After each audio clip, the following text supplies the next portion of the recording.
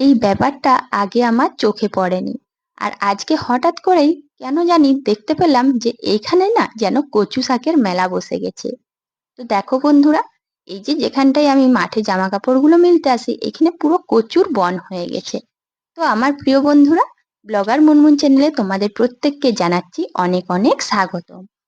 গ্রামাঞ্চলের মানুষ দু পয়সা সাশ্রয়ের জন্য এইভাবে বুদ্ধি ও পরিশ্রমকে কাজে লাগিয়ে সংসার সামলাতে হয়, আর এটাই তোমাদের সামনে আজকে তুলে ধরতে চাই। তো যাই হোক, আর বেশি বকবো না, ভিডিওটা দেখতে থাকো। অবশ্যই কিন্তু বলবে যে ভিডিওটা কেমন লাগলো। সংসারের কাজগুলো করে নিয়েছি, কিছু কিছু কাজ এগিয়েছে। সব কাজ তো আর এত তাড়াতাড়ি হয় না, কারণ এখন কিন্তু অনেকটাই সকাল। তো ঝাড় যখন দিচ্ছি দেখছি এই যে সিমেন্ট যেগুলো ভেঙে গিয়েছে সেগুলোর ওপরও ছোট ছোট আগাছা রয়েছে। আসলে বৃষ্টি হলে এই আগাছাগুলো যেন আরো তাড়াতাড়ি করে বেড়ে ওঠে চোখের নিমেষে।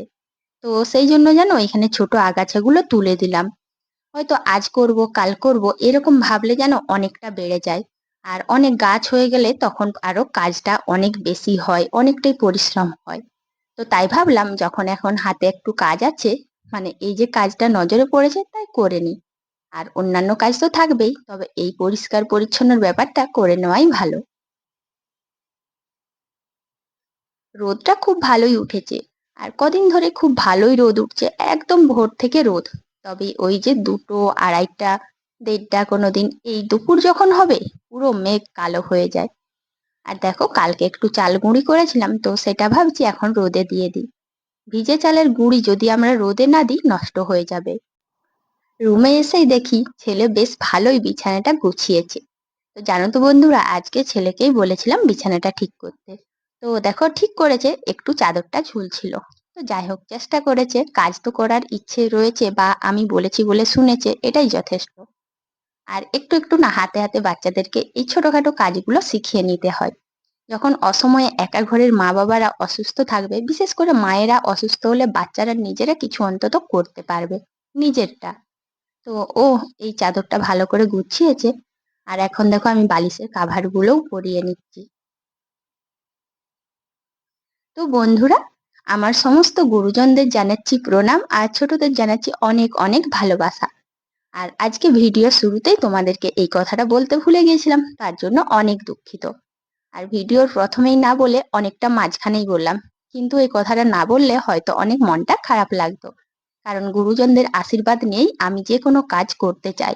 আমি মনে করি গুরুজনরা পাশে না থাকলে, মাথার উপর আশীর্বাদ না রাখলে যেন তো জীবনে কোনো কাজেই সফল হয় না।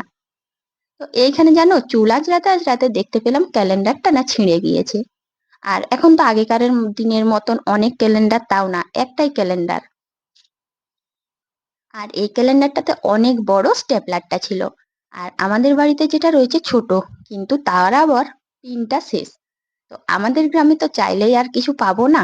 তাই ওই ফাঁকা স্টেপলার দিয়ে কি হবে, সেই জন্য একটা সেফটি পিন গেঁথে দিলাম। প্রথমে ভাবছিলাম ওপরের দিকে দিব, তারপর বলি না, নিচের দিক থেকে দিই, তাহলে স্টেপলারের মতনই দেখাবে। তো স্টেপলারের পিন যেমন দেখায় না, ঠিক সেই রকমই দেখাচ্ছে।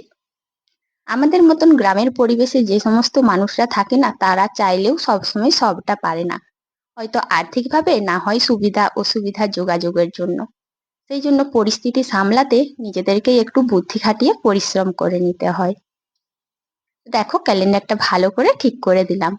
আর এখন চলে এসেছি এই যে কচি কচি নিম পাতাগুলো তুলতে রাস্তাতে।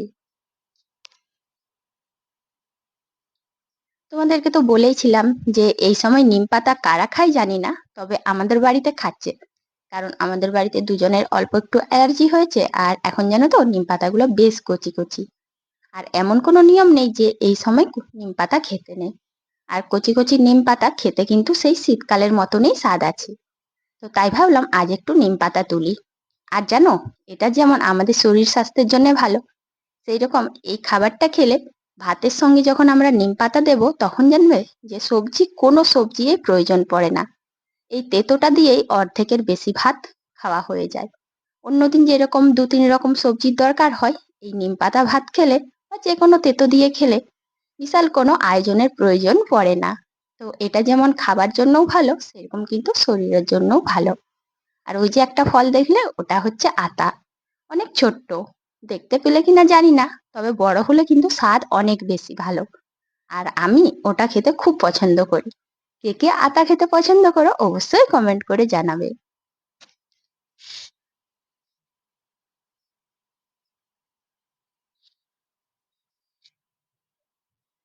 এখন একটা ছোট্ট আচারের কৌটো নিয়ে চলে এসেছি। জানো তো কদিন ধরেই মানে ২-৩ দিন ধরেই যখন ভাত খেতে যাই বা যেকোনো প্রয়োজনে লবণ তো প্রয়োজন পড়বেই। যখন মানে খাবার টেবিলে লবণের প্রয়োজন পড়ে তখন সেই রান্নার যে লবণের কৌটোটা রয়েছে ওটা নিয়ে আসতে হয়। আর রান্নাঘরের জিনিসপত্র মানে একটু তেল চিটচিটে দেখতে বাজে। তাই ভাবলাম আজকে এই আচারের শিশিটাই লবণের শিশি করে দিই। তো সেই জন্য দেখো আচারের শিশিটা তো শেষ হয়ে গেছিল আর এটা ছিল ১০ টাকার আচার। অনেক আগের কৌটোটা রেখে দিয়েছিলাম। আর সেটাই আজকে ধুয়ে করে এখন লবণ ভরবো বলে এই যে পরিকল্পনা করছি। তো মাথায় একটু বুদ্ধি আনলাম যে এইভাবে যদি একটা কৌটো রেডি করি তাহলে এক্সট্রা আমাকে পয়সা খরচ করে কিনতে হবে না। এখন জানো তো বর্তমানে অনেক জায়গায় দেখেছি বিশেষ করে মেলাতে এই লবণ যে একটু করে লবণ থাকে যেগুলো আমাদের খাবারের টেবিলে থাকে অনেক সুন্দর সুন্দর ডিজাইন, কিন্তু দামও অনেক বেশি। হ্যাঁ, কম দামেও অবশ্য আছে, কিন্তু আমি ভাবলাম যে ঘরে যখন একটা ছোট্ট সুন্দর কৌটো রয়েছে তাহলে আর ওগুলো কেনার দরকার কি। তাই ছুঁচ দিয়ে গরম করেছিলাম ছুঁচের মুখটা আর এই যে ঢাকনাটাও ভালো করে ফুটো করে দিয়েছি ছুঁচের মুখ দিয়ে। এখন দেখো লবণ ভরে দিলাম। তো দেখো বন্ধুরা এই যে আমার লবণের কৌটোটা কেমন লাগলো অবশ্যই জানাবে। আসলে কি বলতো, গ্রামের পরিবেশে থাকতে গেলে না এরকম ছোট্ট ছোট্ট বিষয়গুলো না আমরা মেনে নিই। আর সত্যি ভালো লাগে, হয়তো জিনিসটা খুব বিশাল সৌন্দর্যময় নয় কিন্তু আমাদের প্রয়োজনটা মিটিয়ে দেয়। তো আমার প্রিয় বন্ধুরা কারা কারা এই ভিডিওটা এত দূর পর্যন্ত দেখলে, যদি ভালো লাগে আমার চ্যানেলে যদি কেউ নতুন এসে থাকো, যদি আমার ভিডিওটা ভালো লাগে এত দূর পর্যন্ত, আশা করছি পুরো ভিডিওটাই ভালো লাগবে। যদি আমার ভিডিওটা ভালো লাগে তাহলে অবশ্যই কিন্তু একটা লাইক কমেন্ট করে পাশে থাকবে। কাঁচা ধোয়া করে নিয়েছিলাম। আর দেখো এই তোমাদের দাদা ভাই জামাগুলো না মানে ফুল হাতা জামা, আর এগুলো হচ্ছে একটু তোলা জামা, মানে কোথাও যাতায়াতের তো অনেকদিন ধরে আন্নাতে ছিল তাই আজকে কেচে করে এই যে অল্প একটু মার দিয়ে দিয়েছি। আর জানো তো এইগুলো আয়রন করতেও না অনেক টাকা লাগে। এখন গ্রামে বলো টাউনে বলো সব জায়গায় না অনেক পয়সা নেই আয়রনের জন্য। তো তাই ভাবলাম যেহেতু আমি জানো কি করি বলো তো, এই যে হালকা যে মাড়গুলো পাওয়া যায় বাজারে সেইগুলো কিনে নিয়ে আসি। আর সেইগুলো কিনে নিয়ে এইভাবে জামাগুলোতে মার দিই, তারপর ঝেড়ে ঝেড়ে রোদে দিয়ে দিই। তারপর ভালো করে ভাঁজ করে বিছানার নিচে রেখে দিই। তো তার জন্য না আমাকে আর আয়রনের জন্য এক্সট্রা পয়সা লাগে না, মানে আয়রন করার প্রয়োজনই পড়ে না। এইভাবেই যেন ছোট্ট ছোট্ট সংসারে যে খরচগুলো হয় সেইগুলো সাশ্রয় করার চেষ্টা করি। আর এর জন্য একটু পরিশ্রম তো করে নিতেই হয় আর অল্প একটু বুদ্ধি খাটাতে হয়। আমাদের সংসার জীবনে একটু বুদ্ধি খাটিয়ে না চললে কোনোভাবেই সাশ্রয় করা সম্ভব না। আজকে রান্নাতে আছে এই যে কাঁচকলা ভাজা আর শাক ভাজা আর ডাল আর এই যে নিম পাতা ভাজা আর একটু আলু সেদ্ধ করেছি। তো যাই হোক এই অল্প অল্প করে হালকা হালকা খাবার দিয়ে আজ কিন্তু আমাদের দুপুরের রান্নাটা হচ্ছে।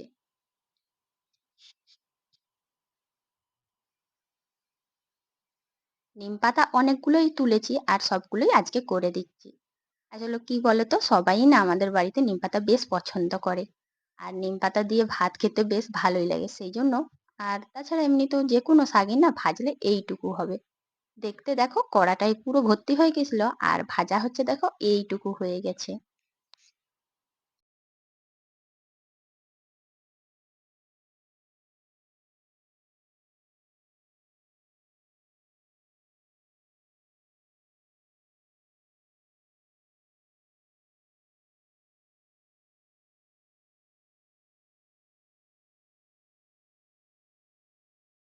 হালকা আঁচ দিয়ে নিম পাতাগুলো ভেজে নিচ্ছি। অন্যান্য রান্নাগুলো তো খুব সহজেই হয়ে গিয়েছে, মানে বেশি মশলার বা এটা ওটা অনেক কিছু আয়োজন নেই যে রান্না তা নয়। হালকা পাতলার উপরে যে খাবারগুলো করেছি এইগুলো দিয়ে যেন তো মন শান্তি করে অনেক সুন্দর করে খাওয়া যায়। আর এখন এই যে নিম পাতাটা ভাজা করছি হালকা আঁচে করছিলাম। তো নিম পাতাটা এখন ভাজাও হয়ে গিয়েছে। আর এদিকে নিম পাতা ভাজা হচ্ছে। তো ভাজাটা প্রায় যখন হয়ে এসেছে তখন দেখলাম মেঘের বেশ শব্দ, তো বাইরে এসে দেখি এই যে দেখো হনুমানটা আমাদের পেঁপে গাছের পাতাগুলো সব খেয়ে নিচ্ছে, একটাও নেই। তো বন্ধুরা এখন কিন্তু জানো মেঘ ধরে গিয়েছে, বললাম না ভিডিওর প্রথমে এটাই নিয়ম, প্রতিদিন দুপুরে মেঘ ধরছে। তো বন্ধুরা আজকের এই ছোট্ট ভিডিওটা তোমাদের কেমন লাগলো অবশ্যই জানাবে কিন্তু। আর যারা চ্যানেলে নতুন এসেছো তারাও পাশে থাকবে, আর পুরনো বন্ধুরা অবশ্যই সুন্দর একটা কমেন্ট করবে। তো আজ এখানেই শেষ করছি, টাটা।